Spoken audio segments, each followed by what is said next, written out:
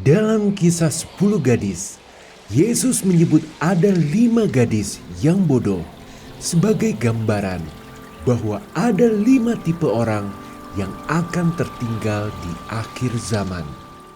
Shalom semuanya. Tidak semua orang yang menyebut Tuhan, Tuhan akan terangkat. Tapi siapa yang tertinggal? Maka inilah 5 kelompok yang istilahnya tampaknya ikut rombongan pengantin, tapi ternyata tidak siap masuk perjamuan, yang menurut Alkitab tidak akan mengalami pengangkatan alias selamat. Dan bukan untuk menakut-nakuti, tapi sebagai informasi berharga yang memperkaya pengetahuan Kristen kita. Haleluya, amin. Tipe yang pertama, si penonton rohani yang hobi kritik. Coba lihat baik-baik, Yesus hanya menyebut satu nama saat bicara soal akhir zaman. Ingatlah istri Lot, Lukas 17 ayat 32. Kenapa? Karena istri Lot bukan sekedar pendosa biasa, dia saksi mata kehancuran Sodom. Berjalan bersama orang yang diselamatkan, tapi hatinya tertinggal. Ia melihat, tapi tidak benar-benar pergi. Itulah simbol dari penonton rohani. Orang yang tahu kebenaran, tapi tetap jatuh cinta pada dunia. Mereka bisa kutip ayat, tapi tidak taat. Ikut retret, tapi tidak bertobat. Duduk di gereja, tapi hatinya masih di pesta Sodom. Dan seperti penonton pada umumnya, mereka suka mengkritik. Kritik memberi mereka ilusi bahwa mereka lebih baik, padahal mereka bahkan belum masuk ke arena. Layaknya komentator bola, sibuk menilai permainan, tapi enggan turun ke lapangan. Ironisnya, mereka pakai standar tinggi untuk orang lain, tapi toleransi besar untuk diri sendiri. Sekarang, mari kita jujur. Pernahkah kita mencoba meninggalkan sesuatu, tapi terus digoda untuk menoleh? Men-scroll akun masa lalu, menyimpan playlist dosa yang dulu menemani. Itulah tarikan dunia yang menyihir istri Lot sampai menoleh hingga membeku jadi batu dalam nostalgia yang beracun. Jika ada, segera musnahkan barang Sodom itu. Cari satu benda, kebiasaan, atau kontak yang mengikat masa lalu kelamu. Hancurkan, hapus, dan tinggalkan. Sebab dalam kerajaan Allah tertulis bahwa penonton tidak pernah menerima warisan. Yang masuk hanyalah mereka yang berpaling dari dunia tanpa menoleh lagi.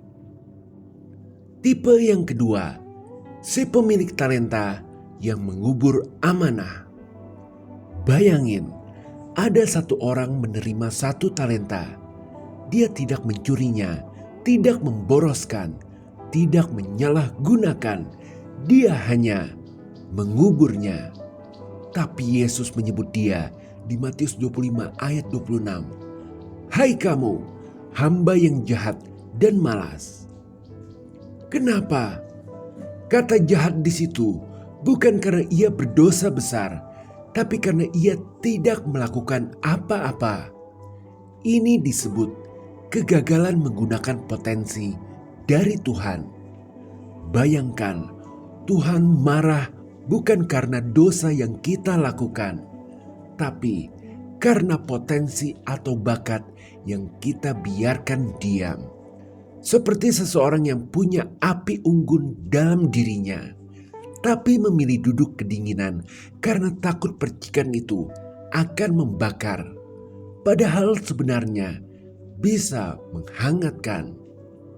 Di mata dunia, dia aman. Di mata Tuhan, dia bersalah.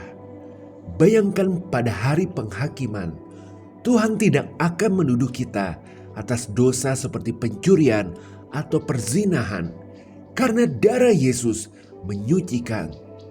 Tapi Ia bertanya, "Mengapa engkau tidak memakai apa yang sudah kupercayakan?" Bakat menulis, karunia bicara, hati untuk mengajar, hikmat untuk mendamaikan. Semuanya dikubur karena rasa takut dan rasa tidak layak.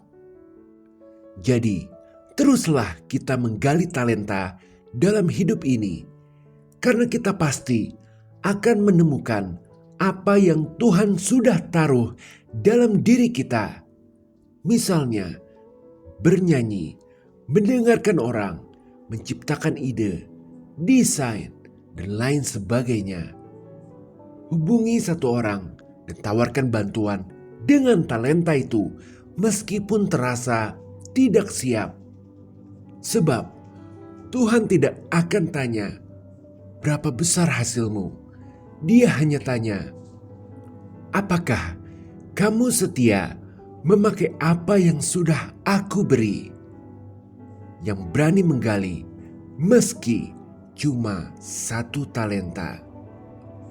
Tipe yang ketiga, si ahli teologi yang tak percaya kuasa Tuhan. Bayangkan seseorang yang bisa mengutip Alkitab dalam bahasa Yunani, menghafal tafsiran Luther, Calvin, dan para bapak gereja. Tapi saat diminta mendoakan orang sakit, ia berkata, "Tuhan tidak melakukan hal seperti itu lagi." Ironis bukan? Yesus sudah memperingatkan di Yohanes 5 ayat 39 ayat 40. "Kamu menyelidiki kitab-kitab suci, sebab kamu menyangka bahwa olehnya kamu mempunyai hidup yang kekal.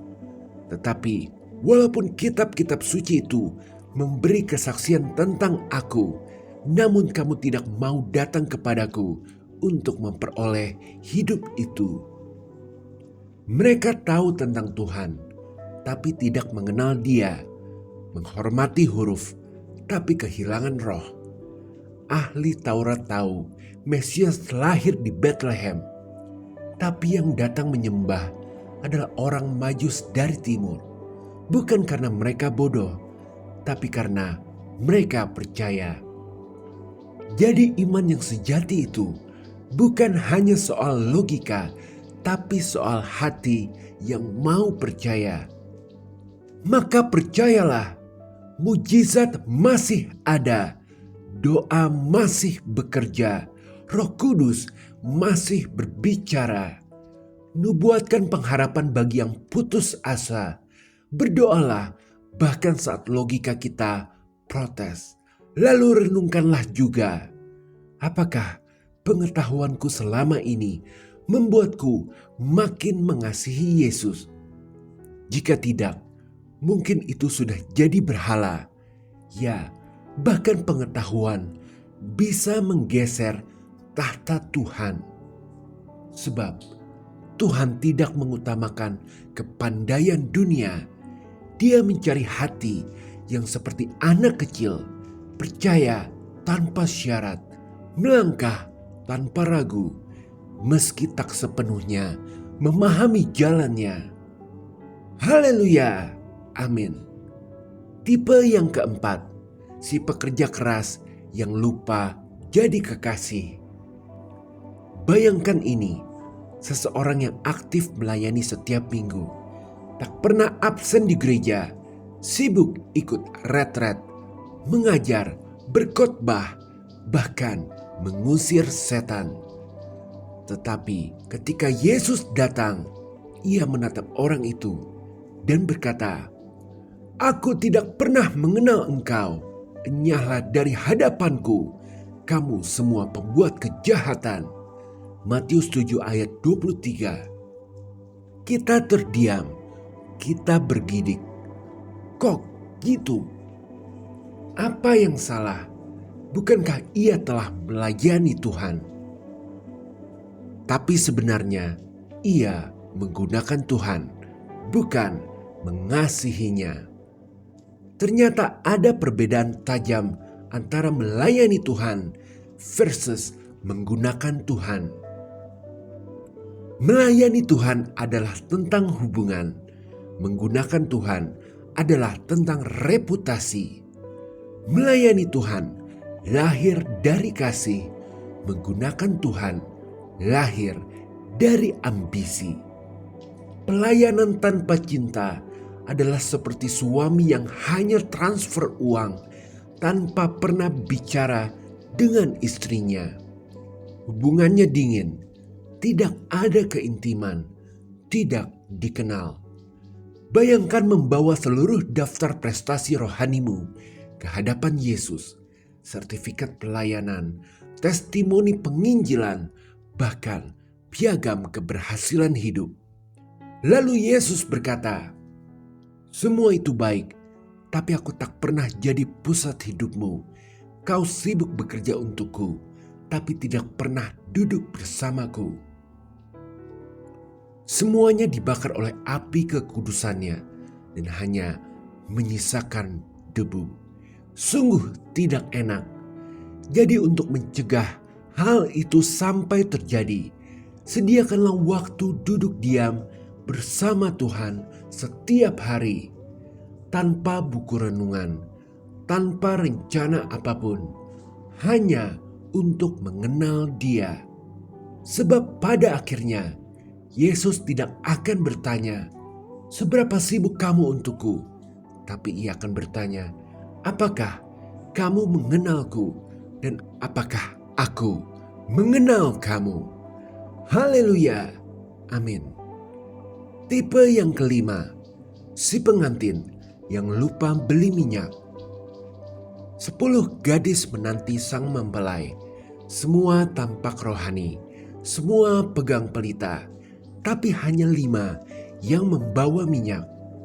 Mereka semua tertidur hingga sebuah suara berseru, "Mempelai datang, songsonglah dia." 5 gadis yang lupa membawa minyak panik. Lalu gadis-gadis yang bodoh berkata kepada gadis-gadis yang bijaksana, "Berikanlah kami sedikit dari minyakmu itu, sebab pelita kami hampir padam." Tetapi jawab gadis-gadis yang bijaksana itu, "Tidak, nanti tidak cukup untuk kami dan untuk kamu. Lebih baik kamu pergi kepada penjual minyak dan beli di situ."